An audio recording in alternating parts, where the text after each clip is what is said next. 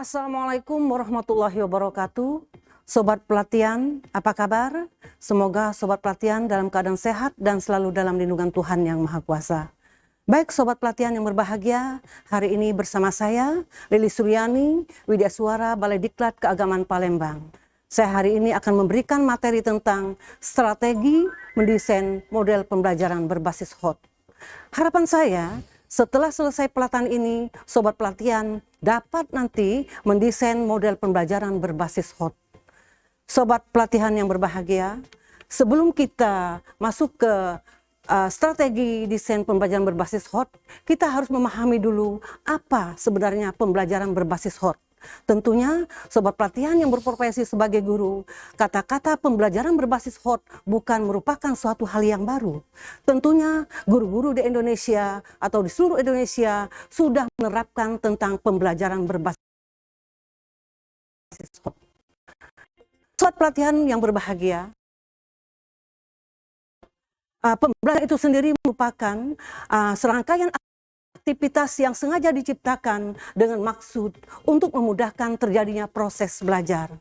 Makanya saya berharap ke depannya nanti sobat pelatihan yang mau berprofesi sebagai guru, mari kita menciptakan suasana belajar yang aktif, inovatif, dan menyenangkan. Ketika guru-guru di Indonesia sudah mampu menciptakan suasana belajar yang menyenangkan, saya yakin semua peserta didik akan mampu memahami materi yang kita berikan. Sobat pelatihan yang berbahagia, HOT itu sendiri merupakan proses berpikir peserta didik dalam level kognitif yang lebih tinggi, yaitu kemampuan pemecahan masalah, kemampuan berpikir kreatif, kemampuan berpikir kritis, kemampuan berargumen, dan juga kemampuan mengambil keputusan. Nah, sobat pelatihan yang berbahagia, kita harus bisa membedakan antara pembelajaran LOTS dan pembelajaran HOTS. LOTS itu sendiri menargetkan tujuan pembelajaran yang lebih sederhana dibandingkan dengan HOTS. Soal-soal LOTS, siswa hanya akan berhasil mengingat dan memahami suatu materi saja. Sedangkan soal-soal HOT diminta siswa untuk mampu memahami konsep secara lebih jauh karena ada analisis dan evaluasi di dalamnya.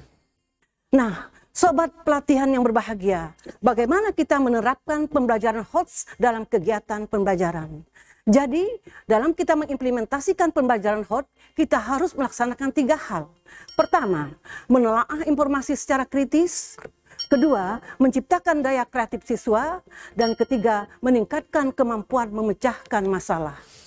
Sobat pelatihan yang berbahagia, ada contoh kasus yaitu dalam mulai proses pembelajaran di kelas. Yang mana pertama kali adalah guru masuk ke ruang kelas. Kemudian guru memberikan salam.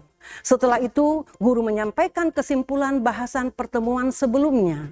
Lalu, guru menyampaikan tujuan pembelajaran atau pertemuan yang akan dilakukan saat ini.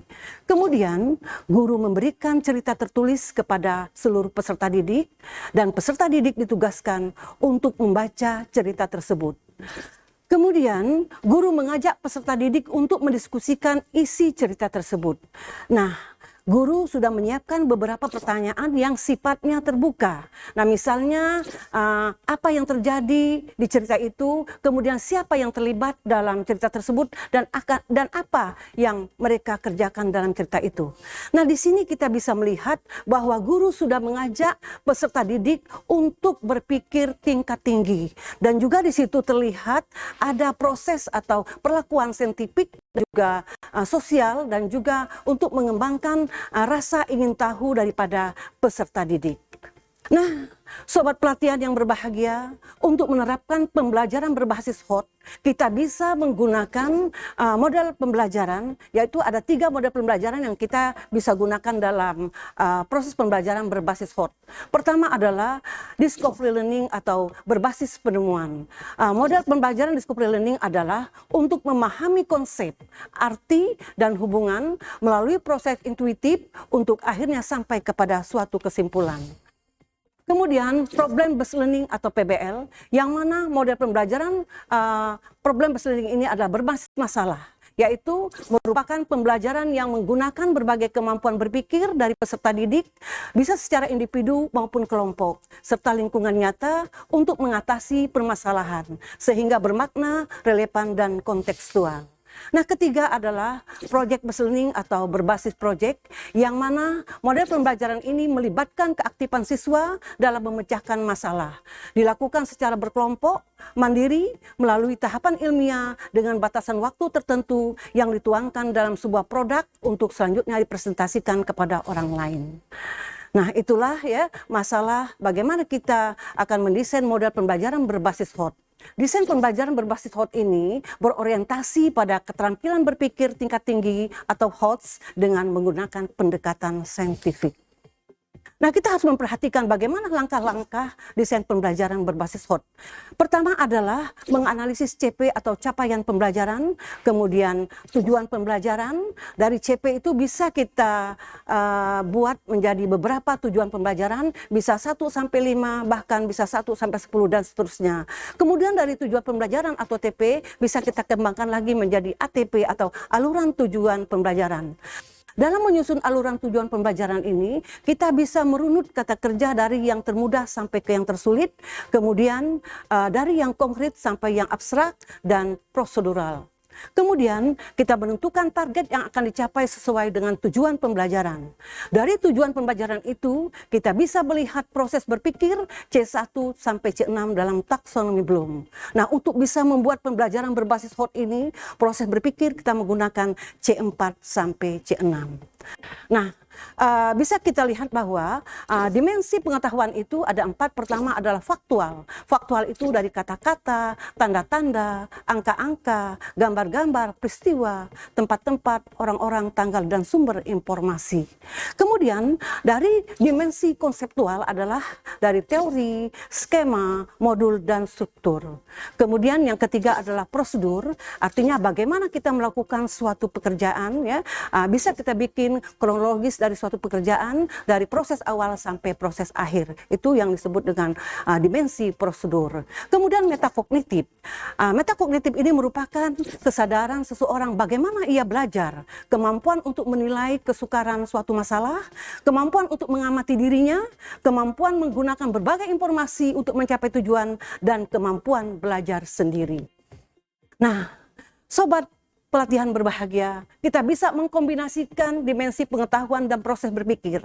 Di depan di tayang ini saya tayangkan bagaimana kita bisa melihat atau mengkombinasikan dimensi pengetahuan dan dalam berproses berpikir. Ya, di sini saya jelaskan dalam mengkombinasikan dimensi pengetahuan dan proses berpikir ini ada area LOTS dan area HOTS, ya. Peserta pelatihan bisa melihat irisan-irisan yang nyata di situ. Jadi ada irisan area LOTS dan area HOTS. Pada area HOTS ada C4 sampai C6. Sedangkan area LOTS yaitu C1 sampai C3. Nah, untuk dimensinya, dimensi pengetahuan untuk dimensi konseptual, prosedural, dan metakognitif masuk ke dalam area HOTS. Sedangkan dimensi faktual masuk ke area LOTS. Nah, kemudian yang terakhir adalah bagaimana kita merumuskan indikator pencapaian kompetensi atau IPK. Itu dalam kurikulum 2013. Kemudian kita ganti menjadi IKTP atau indikator ketercapaian tujuan pembelajaran. Mengapa kita harus menyusun IKTP? Kita menyusun IKTP ini bertujuan untuk mengetahui keberhasilan siswa dalam memahami mencapai tujuan pembelajaran yang diharapkan. Nah, sobat pelatihan yang berbahagia, itulah tadi materi yang Ibu sampaikan. Mudah-mudahan apa yang Ibu sampaikan dapat sobat pelatihan terima dengan baik. Akhir kata saya ucapkan, wabillahi taufiq wal hidayah. Wassalamualaikum warahmatullahi wabarakatuh.